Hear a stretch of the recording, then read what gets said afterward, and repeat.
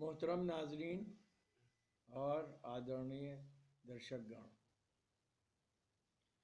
ابھی تک آپ نے کائنات، زمین اور یونیسیلولر یا ایک خلیہ کے جانور سے کثیر خلیہ کے جانور تک کی پیدائش، یہاں تک کہ ذی شعور اور عقل مند اشرف المخلوقات کی تخلیق کے بارے میں سنا۔ خیر، انسان کی تخلیق تو گویا یہ تو پلک جھپکنے کی مدت کے برابر ہے، کیونکہ مشکل سے 20 لاکھ سے 30 لاکھ سال پہلے، بلکہ یہ تو 50,000 سال پہلے کے لوگ جو تھے وہ آج کے زمانے کے لوگ کی طرح دکھائی دیتے ہیں، اور اسی پر یہ کہا گیا ہے کہ یہ وہ انسان ہے عقل مند جس کی بے شک اس کے دماغ کی پیمائش یا سر کی پیمائش تو بہت معمولی طور سے بڑھی ہے، لیکن وہ اب اتنی بڑھ چکی ہے کہ اس سے زیادہ بڑھنے کا امکان نہیں ہے، یعنی میکسیمم پر یہ پہنچ چکی ہے۔ سماج بنے انسانوں نے اپنی زندگی کو آسانی سے گزارنے کے لیے الگ الگ قبیلوں میں مذہبوں کو اور دھرم کو دھارن کیا تاکہ ایتھکس یا اخلاقی قدریں ان میں پیدا ہو سکیں۔ اس کے ساتھ ہی ساتھ روزگار، جو پہلے عام طور سے اپنا بھارت کرشی پردھان دیش تھا، یعنی زیادہ سے زیادہ کھیتی پر آدھارت کام تھا، اب انڈسٹریل گروتھ کے ساتھ یا انڈسٹریل ریولوشن کے ساتھ صنعتی ترقی شروع ہوئی، بڑے بڑے کل کارخانے قائم کیے گئے، جس میں steel authority of India, Bokaro میں اسٹیل کارخانہ، بھلائی کا اسٹیل کا کارخانہ، اسی طرح سے اور بھی بہت سے انڈسٹریل، ایلومینیم کا رینوکوٹ میں کارخانہ سب شامل ہے۔ مختصراً یہ بتانا ہے کہ جب انڈسٹریل ریولوشن آیا تو یہ تمام چیزوں کے لیے یہ شروعات ہوئی کہ بھائی انرجی کہاں سے آئے گی، اور انرجی کے لیے سب سے آسان طریقہ سمجھا گیا کہ پٹرول کی انرجی، گیس اور کول یعنی کوئلہ، یہی وہ فوسل فیول ہیں جو آسانی سے دستیاب تھے، نسبتاً آسانی سے دستیاب تھے، اور باقی انرجی کے مقابلے میں ان کا استعمال بھی آسان تھا۔ اس لیے یہ کیا گیا کہ اب جہاں اور انڈسٹریل منرلز یا اکنامک منرلز، وہ منرل جو آرتھک درشٹی سے امپورٹنٹ تھے، ان کی کھوج جاری رہی، تو ساتھ ہی ساتھ انرجی کے لیے بہت زیادہ اہمیت کے حامل پیٹرولیم یا ہائیڈرو کاربن، اس کی کھوج شروع ہوئی۔ اس کی کھوج شروع کرنے کے لیے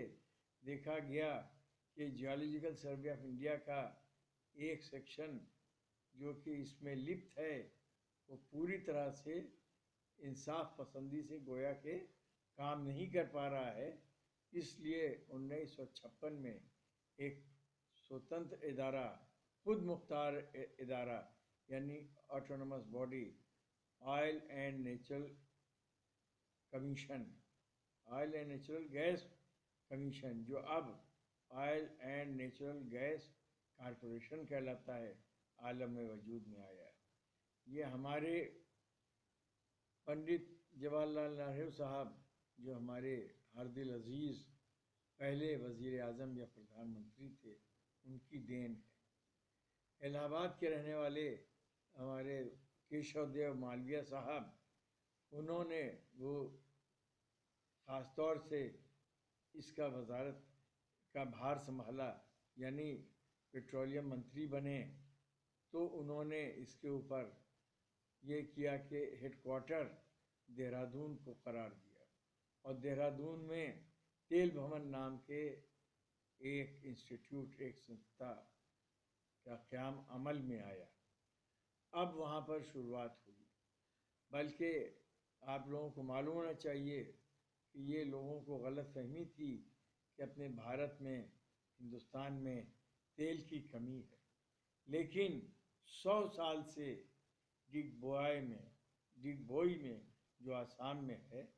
انگریزوں کے زمانے سے تیل نکل رہا تھا۔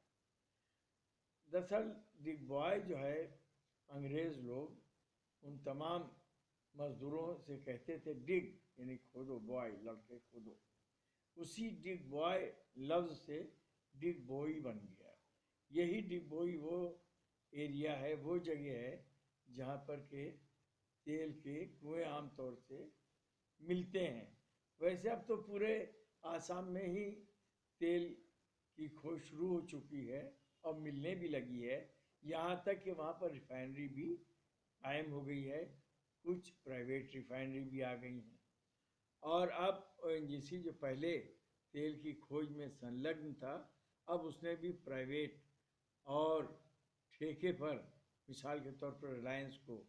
اور دوسری کمپنیوں کو، ایسار کو دینا شروع کر دیا ہے۔ اس سے یہ نتیجہ نکلا کہ ایکسپلوریشن کا ورک بہت کافی اہمیت کا حامل قرار پایا، جس کے نتیجے میں مائکرو پیلنٹالوجی یعنی اسٹڈی آف مائکرو فاسلز، خوردبینی فاسلز کی، خوردبینی باقیات کی اسٹڈی عالمگیر طور سے بہت ہی زیادہ ضروری قرار پائی۔ اور اس سے پہلے ہم آپ کو تفصیل سے بتا چکے ہیں کہ کس طرح سے ان چٹانوں میں سے ان خوردبینی فاسل کو نکالا جاتا ہے۔ اس سے پہلے بتا چکے ہیں کہ جیولوجیکل سروے کیا جاتا ہے، ایک سرسری جائزہ لیا جاتا ہے۔ جب یہ کنفرم ہو جاتا ہے کہ یہ سیڈیمنٹری راک ہے، پرتدار چٹانیں ہیں، تو ان کو یہ معلوم کرنے کے لیے ایک فریش واٹر ہے کہ میرائن واٹر یعنی تازے پانی میں بنی چٹانیں ہیں یا سمندری پانی بنی چٹانیں ہیں، اس لحاظ سے ان کو دیکھا جاتا ہے۔ اور جب پتہ چل جاتا ہے کہ یہ سمندر میں بنی چٹانیں ہیں تو ان کی اور گہرائی کے ساتھ مطالعہ کیا جاتا ہے، اور اس میں مائکرو پیلنٹالوجی اہم رول ادا کرتی ہے، اہم کردار ادا کرتی ہے۔ اب مثال کے طور پر اگر ہم سب سے پہلے ڈرلنگ تو ہوتی نہیں ہے کیونکہ وہ کافی محنتی اور کافی بیش قیمتی مرحلہ ہے، اس میں پیسے خرچ ہوتے ہیں۔ یعنی آپ یہ سمجھیے کہ پہلے سستی کے زمانے میں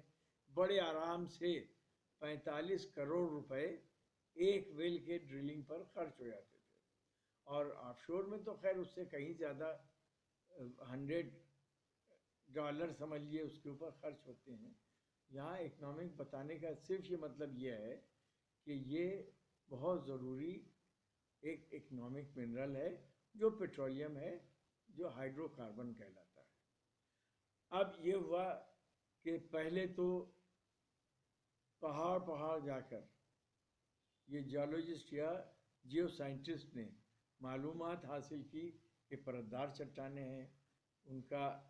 اینگل آف ڈپ کیا ہے، کہاں سے کتنی پرتدار چٹان کون کون سی کتنی تھک ہیں۔ مثال کے طور پر ایک اندازے کے مطابق 2000 سے 3000 میٹر پرتدار چٹانیں، موٹی چٹان اپنے کچھ میں ہے، اور اس کچھ میں جو عمر ہے چٹانوں کی وہ شروع ہوتی ہے جوراسک سے اور ٹرشری تک جاتی ہے۔ بلکہ ONGC میں تو اس میں بھی ایک طرح سے اختلاف تھا، متبھید تھا، کہ ڈاکٹر جگدیش پانڈے جو سینئر سائنٹسٹ سمجھیے، انہوں نے بہت کام کیا، ڈائریکٹر رینک کے آدمی تھے، انہوں نے بتایا کہ کریٹیشس سے ان کی عمر شروع ہوتی ہے۔ حالانکہ کریٹیشس کے ڈائریکٹ ان کو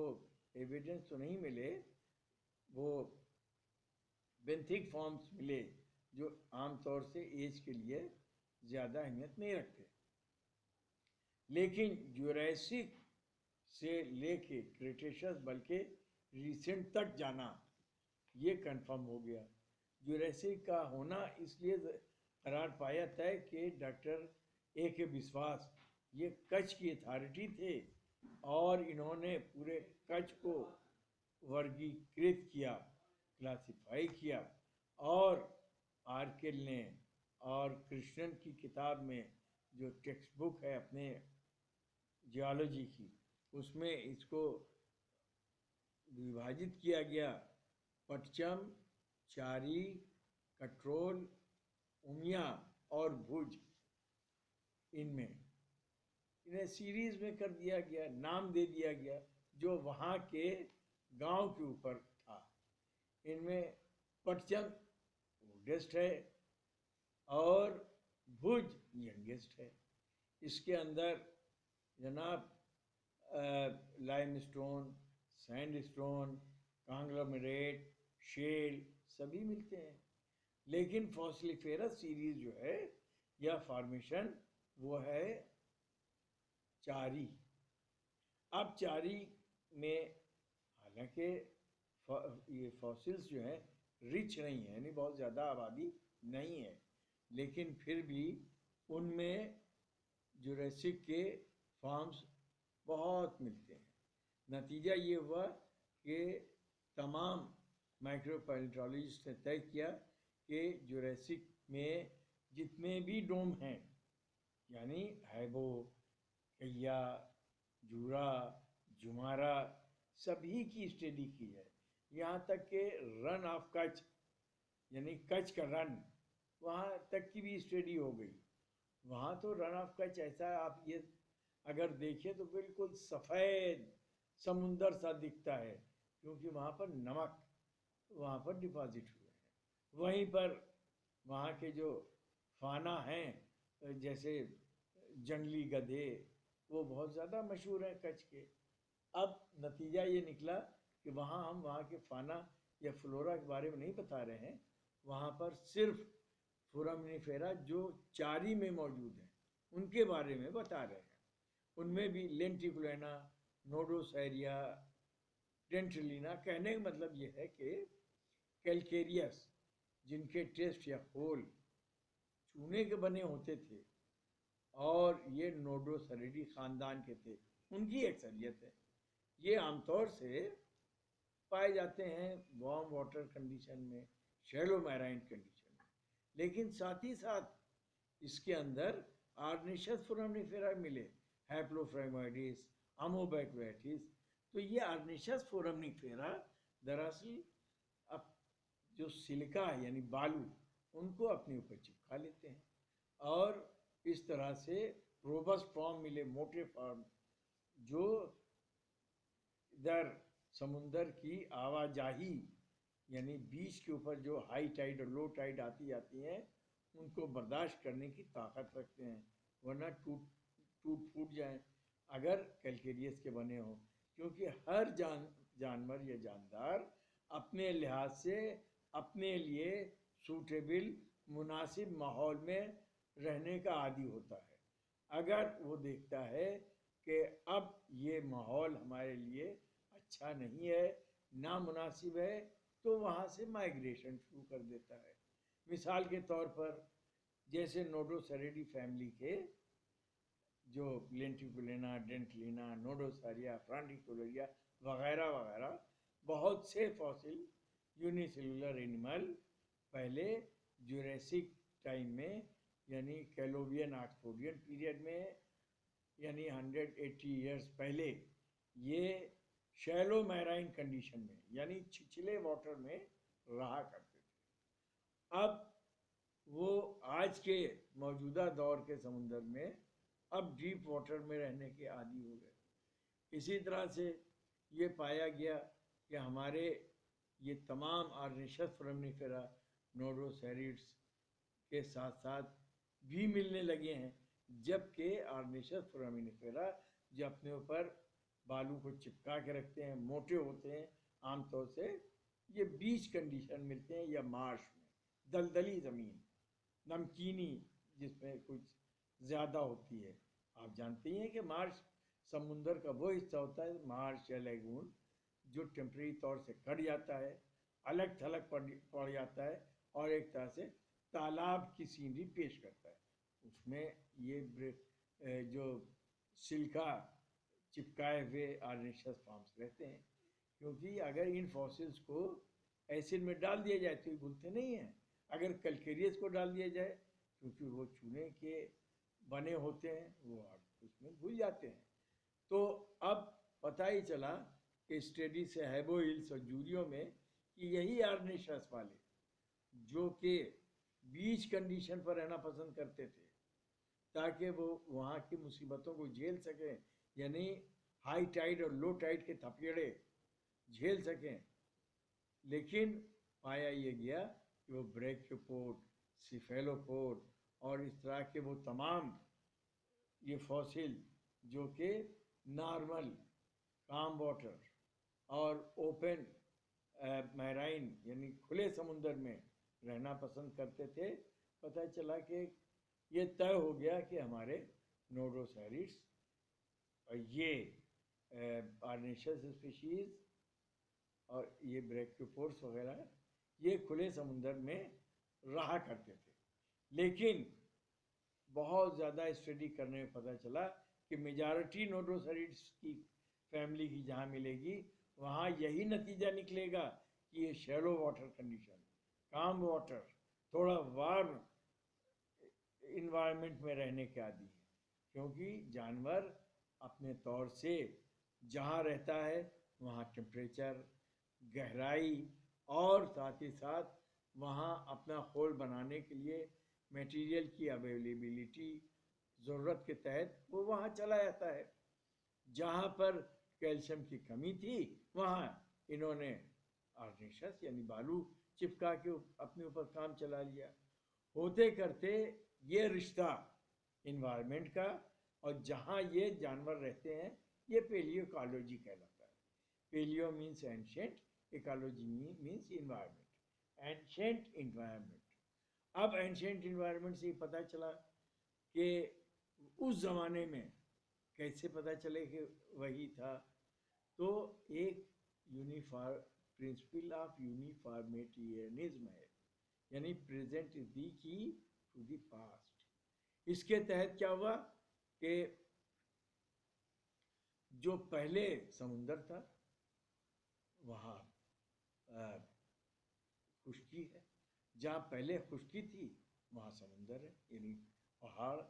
کہیں آ گئے ہیں. تو اب ہوتے کرتے اس کے تحت یہ تمام چیزیں چلتی ہیں کیونکہ یہی جیولوجی کے سدھانت ہے. تو پیلیو ایکالوجی میں اس زمانے میں چونکہ یہ فاسلز تھے تو وہ اس زمانے کے مانے جائیں گے. ایج نکال کے پتہ چلا کہ جوریسک پیریڈ میں یہ رہتے تھے شیلو میرائن واٹر کنڈیشن میں, اب یہ رہتے ہیں اوپن میرائن سی میں جو ڈیپ واٹر کنڈیشن میں. یعنی پیلیو اس طرح سے ہم لوگ ایک پیلیو ایکالوجی کا میپ بناتے ہیں اور اسی کی بیسس پر پیلیو جاگرفیکل میپ بنتا ہے, یعنی زمانہ قدیم کا نقشہ کہ کن کن انوائرمنٹ میں یہ جانور رہا کرتے تھے. اب جیسے آج کل پولوشن ہو رہا ہے, سمندر میں آلودگی بڑھ رہی ہے, اس کی وجہ سے آلودگی کی وجہ سے آلودگی کیوں؟ کیونکہ انڈسٹریل جو ویسٹ ہے وہ دریا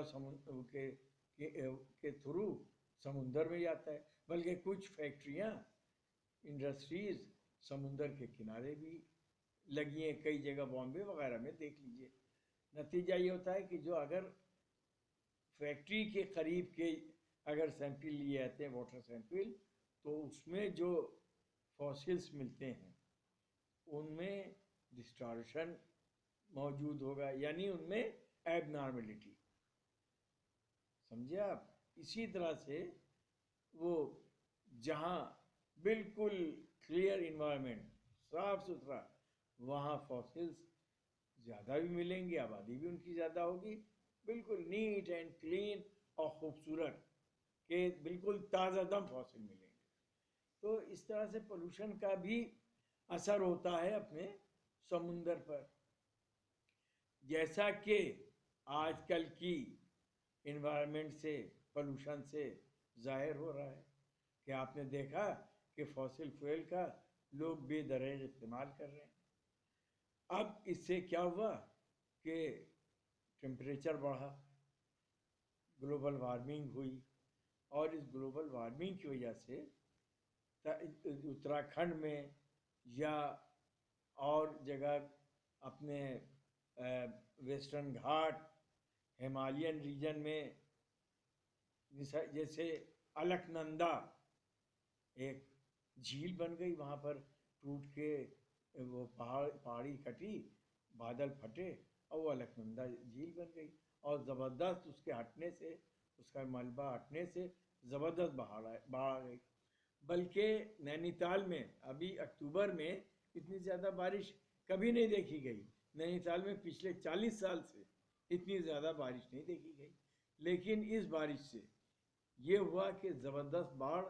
وہاں کی جھیل میں آئی، نینی تال جھیل، جس کے لیے وہ مشہور ہے. یہاں تک کہ سڑکوں تک، مندر تک پہنچ گئی اور بستی تک وہ پانی پہنچ گیا. نتیجہ یہ ہوا کہ نقصانات ہوئے،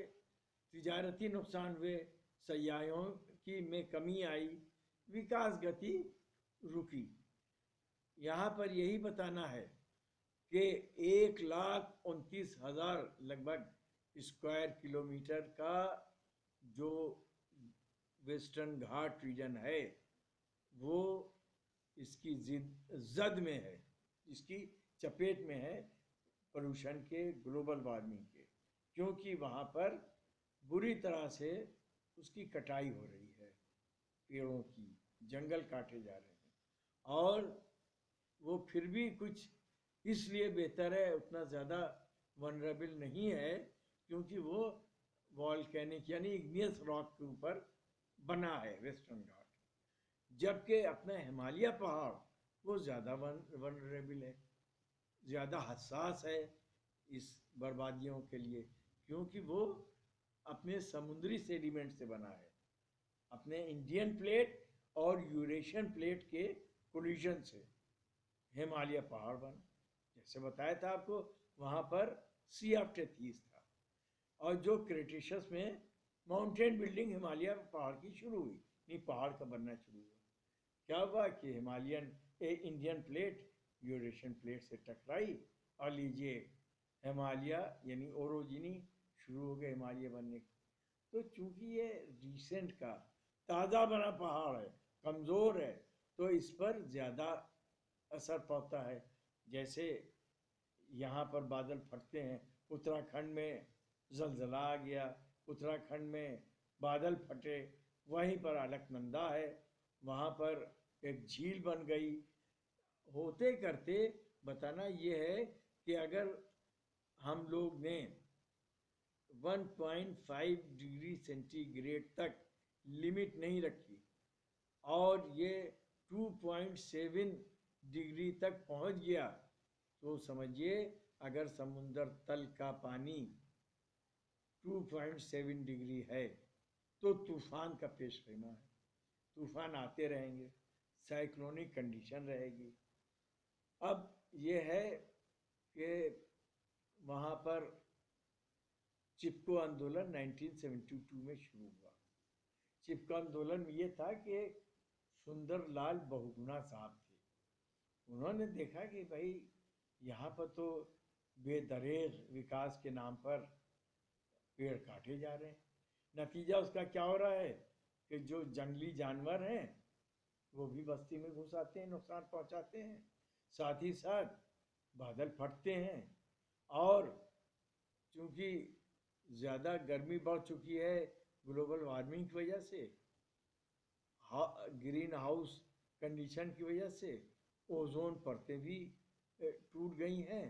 نتیجہ کیا ہے کہ وکرن یعنی ریڈیشن، سورج کی وہ کرنیں، الٹرا وائلیٹ ریز یا پیرا بیگنی ریز، جو نقصان دہ ہوتی ہیں آدمیوں کے لیے بھی، جانوروں کے لیے بھی اور عام طور سے نقصان دہ مانی گئی ہیں. تو وہ اوزون پرت پھٹ جاتی ہے، ٹوٹ جاتی ہے، بادل پھٹ جاتے ہیں، اور کاربن ڈائی آکسائڈ ایمیشن سے کئی بار بتایا ہے کہ کمبل والا اثر ہوتا ہے کہ لیجیے اب وہ گرمی باہر نہیں جا رہی ہے. سمندر کا پانی گرم ہو گیا، نتیجہ یہ ہے کہ طوفان کا پیش خیمہ بن رہا ہے. ساتھ ہی ساتھ وہ اتنا بڑھ جاتا ہے اس کا تل کہ پہلے جو 7 ملی میٹر ہوا کرتا تھا اب وہ سینٹی میٹر میں پڑ رہا ہے. 54 سینٹی میٹر یا کیا اس کی رفتار بڑھ گئی ہے. نتیجہ سندر بن آ گیا چپیٹ میں. اسی طرح سے بہت سے کوسٹل ایریاز، یہاں تک کہ لکشدیپ، یہ سب تمام خطرے میں پڑ گئے ہیں، اور بہت سے جزیرے تو ڈوب ہی گئے ہیں. اس لیے ہمیں چاہیے کہ جن ہانی روکنے کے لیے پبلک کو آرام سے کہ ان کی زندگی برباد نہ ہو، جن ہت میں ہمیں کلیان کاری کام کرنا چاہیے.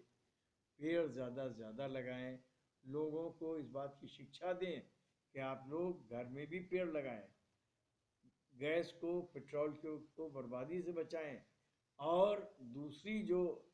ویکلپک ارجا ہے جیسے سولر انرجی، اپنی ونڈ انرجی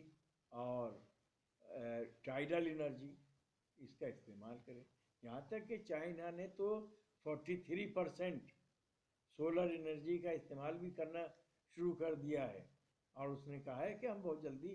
قابو پا لیں گے اور ہم 1.5 ڈگری یعنی 1.5 ڈگری سے زیادہ ہم ٹیمپریچر نہیں بڑھنے دیں گے. جس طرح سے چائنا کوشش کر رہا ہے اور دوسرے ممالک کوشش کر رہے ہیں، ہم لوگ بھی بے شک کوشش کر رہے ہیں، لیکن ہمیں اور زیادہ اس کے پرتی جاگروک رہنا ہے تاکہ ہم دنیا کے وشو گرو بن سکیں اور گلوبل وارمنگ کے خاتمے کے لیے ہمارا نام اگرنی ہو، اور ہم اس بات کے لیے پہچانے جائیں کہ ہم ہی ہیں جو وسودھیو کٹمبکم کے تحت اور تمام جنہت، تمام لوگوں کی بھلائی چاہتے ہیں. اور اس طرح سے ہم اپنے اوپر سنیم سے کام لیتے ہوئے، اور ہمارے انڈسٹریلسٹ جو ہیں وہ سنیم سے کام لیتے ہوئے ارجا شکتی کو آرام سے نیاوچت طریقے سے انصاف پسندی کے ساتھ استعمال کریں اور دیش کے وکاس میں اور آگے سہیوگ دیں، کیونکہ اسی میں ہم سب کی بھلائی ہے. ورنہ وکاس گتی دھیمی ہو جائے گی اور ہم کہیں کے نہیں رہیں گے. دھنیواد.